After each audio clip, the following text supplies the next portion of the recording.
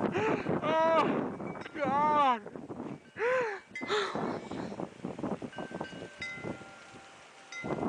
What does this mean? My name is Paul Gauchi, and I was raised as a gardener. My parents grew all of our food in Los Angeles as I grew up, and I remember as a 5-year-old kid, my dad on Saturday morning waking us up and saying, "Well, we got to head off into to the horse stables to get some horse manure today." So we went down to a rental yard and got a trailer and went to the horse stables and loaded up manure and came home and spread it out in the garden and spaded it in. And as kids, we wore shovels out, spading in heavy clay ground, mixing soil and having a garden. It was wonderful growing up because every time we were hungry, we could go outside and pick fresh vegetables and fruit all the time. And just down in California, there's nothing you couldn't grow, so it was just we had it all year long. So it was really great. And so as I started to grow up and I got married and I had some children and I decided Los Angeles was no longer a place fit for human habitation as far as I was concerned. It was getting really crowded and smoggy and just not safe. And so I thought I want to move to a place where I can continue to do this and grow fresh food for my family, have clean water, clean air. So we came up here to the Olympic Peninsula of Washington. We have a beautiful place. But we built a house, and we faced a real challenge. We drilled a well, went 213 feet, and got half a gallon a minute. And if you're doing the math and thinking about that, that's not enough water to do a garden. I'll never forget as long as I live. It was August 1979. It was a great year to build a house. It didn't rain all summer, but boy, in August, all this grass was totally dead. The road coming in was all dust. I'm looking at that and saying, God, how am I going to grow fruits without water? And it was so incredible. I hear inside, he says, well, you're looking at the wrong thing. Turn around and look at your trees. And I pushed enough out when I built the house that I knew they had shallow roots. And I says, God, you really have my attention. If you can show me how you do these without irrigation, I can do an orchard. So I went out to the woods of the Fork, and I started moving this material underneath the trees, and I was totally amazed. This beautiful, soft, black, damp, incredible compost. When I saw that, I says, well, I can do this. This makes sense. So I started planting the trees out there, and at that time I had, straw and sheep manure. Now I'm using wood chips, and it's been amazing. This orchard's been here 31 years now. It's never been watered or fertilized once. It goes through droughts or whatever, and it's just every year it gets better. As I was doing this orchard, experiencing these incredible results, because I was a creature of habit, and because our nature is to do things as we were taught, and not to inquire from God, I says, okay, God, thanks for the help, but I can handle this on my own. And so for, I think, probably 17 years, I was out here diligently rototilling, hauling in organic material. You can see a place over here, my major rock pile. This is my altar. This is where all the rocks that came out of my garden over here. And I'm just doing this stuff, and I'm feeling I'm on this treadmill, just running in place, going nowhere, feeling like I'm going to keep up with this. Every spring, the ground is totally muddy and wet. When I tilled it, it turned to weeds in 5 to 7 days, solid green with weeds. I planted things 3 feet apart so I can rototill with it, do the weeding with the tiller, and it was just labor intensive. And one day I got out my orchard. I don't know what motivated me. I got on my knees and I started moving these wood chips, and I'm down to my elbow in this beautiful black compost. And I got up and started screaming. I was so angry. I said, there's something wrong with this picture. I have been killing myself to get this in my garden. I don't have it. I didn't do anything here. And I hear inside, well, it works in your garden the same way. You didn't ask. I was so angry. I threw that tiller away, and I started covering my garden with wood chips. I've been a gardener for 55 years. I've done tilling, done all that stuff. And it's so amazing now. My only tool is a rake. And it's just so easy and so simple, and the production. When I saw how easy and simple this was, I says, God, where did we lose it? Why are we doing this? And it was so interesting. It took me right back to Genesis in the beginning. And if you look at in the beginning, when Adam and Eve were in the garden, they had this beautiful, relaxing day in the garden. And every afternoon and evening, God would come down and walk with them through the garden. And I'm sure as he walked through the garden, he would just share with them things that they saw in the garden that day about himself. Did you notice this? This is my character. This is all about me, kind of thing. And I'm sure they just had this incredible time, totally relaxed, no stress, every day. But when man sinned, the scripture said things are going to change. And the wording is, by the sweat of your brow, you're going to raise food. Thistles and thorns and weeds are going to compete with you. And the next verse says, and man began to till the soil. You see, man never cultivated in the garden. He tended the garden, but he never disturbed the ground. And when man got disconnected from God, he began to till the soil. The whole issue is so very simple. It's all about cover. And dogs? Did you guys see my dog over here? Mm-hmm. Tova! Where's that dog? Does anybody know about, Labrador Retrievers? The age, when they get 4 or 5, they start getting gray hair in their nose. And that dog is 16 years old. And she doesn't have one gray hair on her body. You look at her hair, it shines. That dog is a vegan, and she eats everything out of my garden, year round. And it was, in the wintertime, my dogs come and, you're going to love this, my dogs come and pull carrots out of my ground in January. And people watch and think, look at that dog. I says, well, what's up with the dog? He says, me do it, I do it. And the dogs just eat them, they love them. My dogs graze the whole year.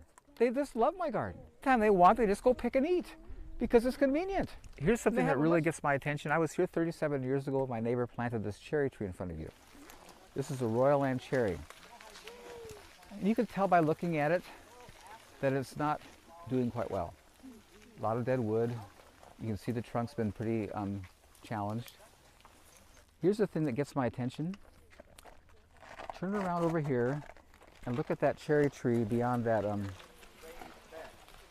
You see how full and green and awesome that is? You want to hear something amazing? That's a Royal Land cherry, just like this. It's 20 years younger. It was planted 17 years ago. The same cherry. And if you look at it, it's in the same light pattern, same sun, same elevation. That has a covering on the earth. This doesn't. I'm just telling you, man, it's dramatic. It's not like slightly different. It's like screaming at you how powerful a covering is over the ground. And I want you to notice the abundance of figs I have. They get ripe every year. So if anybody here is in Western Washington want a fig tree, you see those little suckers coming out of the ground. If you go when you get ready to leave, go down, break them off, go and plant it, bury the whole thing. This tree you're seeing was one of those suckers. Look at the color of that foliage. Look how healthy those are. You know why they're here? Because they won't grow in my herb garden. I had a big one over there, and because it got cold in the winter, every year it burned back. Can you try that one? But what God brought to my attention, I'm south facing, and you see this major blanket I have back here? These fir trees in the wintertime are a huge blanket. They hold heat in. And because these are up against them, they totally do amazing. And again, it's this whole thing of paying attention, observing, you know, how nature's made. And you have these little microclimates, these little spaces that you can do things that you can't anywhere else. And it's all that thing of paying attention, being observant, listening. And I made a lot of mistakes. Like I said, that was a huge fig tree I had, but I got rid of it because it wasn't working. But these, I'm going to plant another one right over there. I have it growing in squim. It's going to move up here because this is the most perfect place to grow figs. And they are so good. I mean, they are so amazingly good. And they're big. They're huge. Oh, and they're not even ripe yet. They don't get ripe till like October. Paul, I have a question. If you had a pasture, say 4 years ago. The whole thing. Now can I tell you? I want to be real to you how brain dead I am. You know how the surgeons got here? My wife's been bugging me to plant them in the garden because she loves them in the salad because she's artistic, and in a green salad, those colors really make your salad look cool. It's really like, yeah, and then they're quite flavorful. And so I'm talking to God. I says, now God, my wife wants to plant these in the garden, but I don't want to plant them in the garden because they spread. If you notice, they just spread all over the place. And so he says, where can I plant them out of my way? He says, well, plant them under your apple trees. So I want to be real with you. I'm telling the Creator. I'm telling Him. Well, the package says plant in full sun. I'm telling the Creator. I'm just telling you how brain dead I am. He didn't argue. He said, just do it. So I did. And here's the heart of the Creator. You see, I was planning on planting someplace every year because that's what I do. This has now been 6 years. And when they finish flowering, they create seed, and they just keep reseeding themselves, and I will do nothing for the rest of my life, and I'll have nasturtiums forever. Is that a good father? Yeah. Isn't that a good father? I mean, he really loves his kids. And he has these amazing ideas, and here I'm trying to talk him out of it. Oh, you can't do that. The package is planted in full sun. And I'm just enjoying how nice things are growing under my trees. I mean, I've seen in people's yards where they're watering and fertilizing, they look this good, and these are under my trees with no attention. I'm just saying, yay God, God's awesome. He's just the best. And it's so cool to finally wake up and just start asking and listening and not argue because He has great ideas. 5% of all my plants you're going to eat here in a moment are 75% water. I love the order. And can I tell you something interesting? I grew up in Los Angeles, California, which is a desert. It's very hot there, and there's no water. Back in the 50s when I was growing up, water bottles did not exist. Yeah. There was no such thing as a water bottle. And we're out working all day long, 100-degree temperature, and we're fine. We're hydrated. Because back then, plants were growing in soil, they had roots, and there was water in our food. And we're hydrated with the food. Today, in Seattle, where it rains a lot, people are drinking water with their meals because the food you buy has no water in it. Because the plants have no roots and they can't take up water. You buy an apple today, the thing's featherweight. It's totally like there's nothing in it. You see all my trees? If you looked at them closely, you've never in your life seen apple trees that look like that. Anywhere in the world. Right. You know why the branches are all bent over? Yes. You can't prune a bend. They're bent over because the apples are so heavy with water minerals it bends the branches down. It's weight. I hand people an apple, their hand just drops. They can't believe how heavy it is because it's minerals and water, which are heavy. And see, all the stuff you buy in the store is totally lightweight because there's nothing in it. You keep it through the winter. I have an apple for breakfast every morning, and that's all I have all day long. I've eaten nothing since that. I'll go all day long with full energy because it's nutrient dense. Listen to me, when you have nutrient dense food, you don't need a lot. You don't need a lot. And this is why people are eating all the time now, because they're hungry. Because the body says, what you just fed wasn't food. That doesn't feed my cells. And you're always eating because you're hungry because the food isn't food. And your body's not stupid. But when you eat nutrient dense stuff, I'm amazed how little I eat. How little I eat, because I don't need much because it's so potent with nutrients. It's so fun. I just give you an example. I grow these beets. We're gonna have you guys are gonna get to eat raw beets here. And you are going to blow your mind, literally, at how tender and sweet and good it is, raw.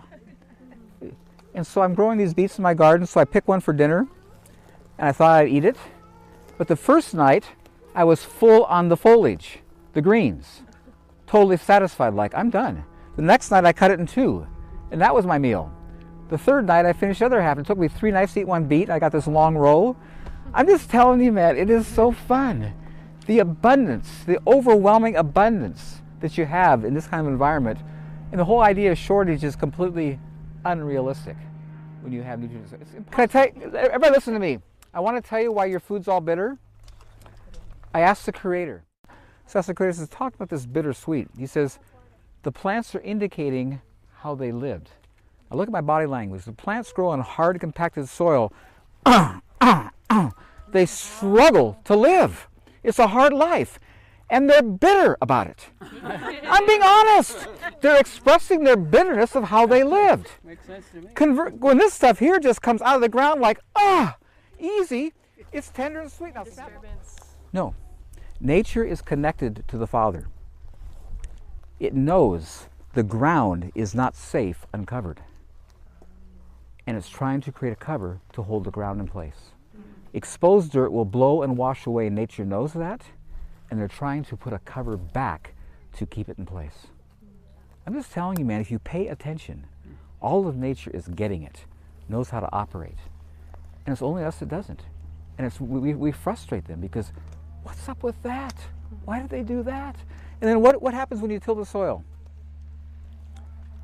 You have sterile soil. You know what's in the soil? What's in the soil? Thousands of living organisms are in the soil under here. Living organisms. We see worms are the biggest, but there's mycelium, there's fungus, there's bacteria, there's all kinds of incredible life forms. All have their homes, all have their babies there, and when you till, you kill them all. You kill every living one. And now you have sterile, you used to have a living environment, now you have a sterile one. And you think that's good? I'm just telling you, if we think what we're doing and look at the effect, it's insanity. It's like if you wanted to destroy your place, you couldn't be any more effective than, you couldn't do it better than by tilling. And we work and we labor to do that. I'm just telling you, it's stupid. And it just shows how we're trained not to think. If I told you that the way I garden is very little work, you wouldn't know what I mean because you don't know what I call very little work. You might think that I meant I only work 6 hours a day instead of 12. So I'm going to tell you exactly how I garden. I have a vegetable garden, 45 by 50, in which I grow vegetables for 2 people all the year round. Sorry to make you jealous, but I haven't been in a supermarket for at least 14 years. I grow all the vegetables for the 2 of us, freeze the surplus, and do all of that work myself. I have a few flower beds, not big ones, but a few. I do all that work. I do all of my housework, my cooking, and I answer a terrible lot of mail, and I never do any of this after 11 o'clock in the morning. Now, the hands go up.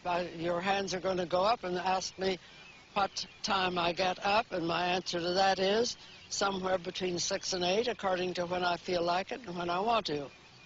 And the first thing is a long, leisurely breakfast, Roman style, stretched out on the couch. But I'm all through with all of this after 11 o'clock in the morning.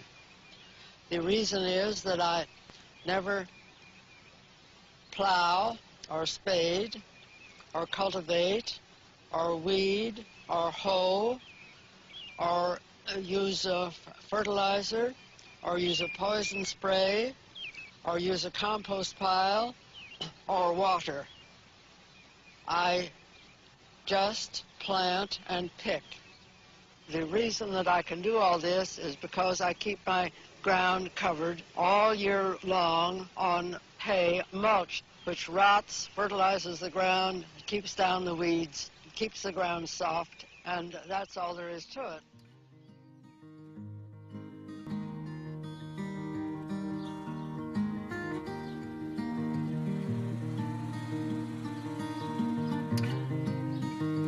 The no-dig approach works really well on all different soils. This is the 4th market garden I've made, and the first 3 were very different. My first one in the 1980s was on stony brash, up to 7 acres by the time I finished there. Then I was in France on really white sticky clay, potentially difficult soil for growing, and it worked really well. Lovely no-dig vegetables for the local market there. Then I was at Lower Farm, not far from here, growing on an acre of yellow clay. And again, no-dig gave me bountiful crops, very little weeding. And here I'm on Homeacres, 1/4 acre, silty loam, really fertile soil. And it's got a nice compost mulch on top, which is what I'm sowing and planting into. And this is where no-dig seems to really come into its own because, for example, the parsnips there, were ever so easy to get going. A lot of gardeners struggle, it seems, to get their parsnips to come up in the spring. I find they work every year, so I simply sow the seeds into the compost mulch on the surface, and that's it. And there's very little weeding subsequently, because this compost mulch, once you've done an initial hoeing of the weed seeds that were in it, there's not many weeds subsequently grow through the year. So to grow these onions, it's been very simple. Some grown from set, some from seed, and we've had to do very little weeding once they're established, and now it's just harvest time. You can see lovely bulbs.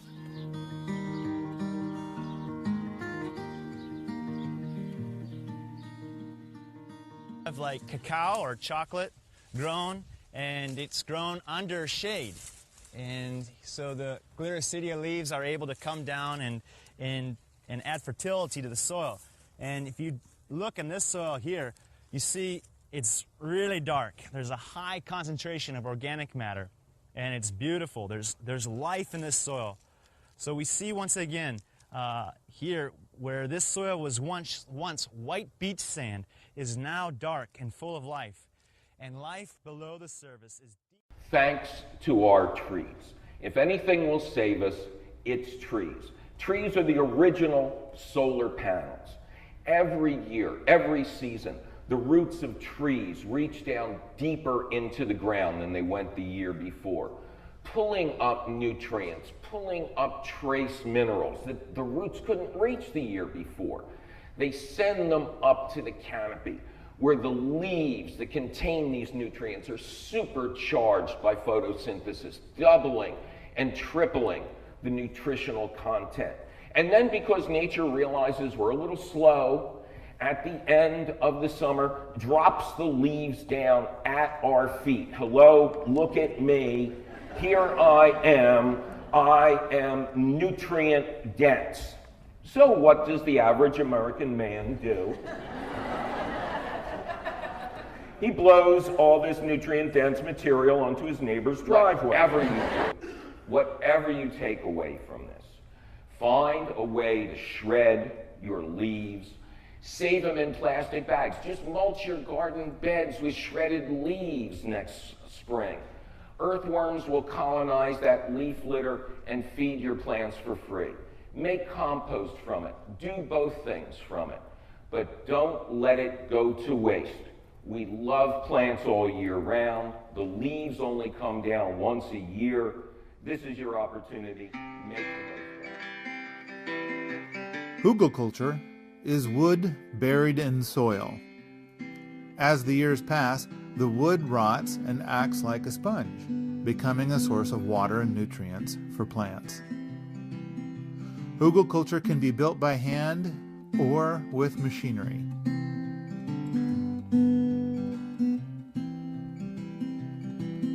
Hugelkultur works on urban lots and large acreage. Smaller hugelkultur beds can reduce irrigation needs. We watered it once. And larger hugelkultur beds can eliminate irrigation needs. This area has not been irrigated at all. Here is nearly a kilometer of hugelkultur beds that were built and planted in early May of 2012. And this video is taken just a few months later in mid-September. There was zero irrigation. Once these hugelkultur beds get to be about 3 years old, the plant growth will probably be 5 times greater.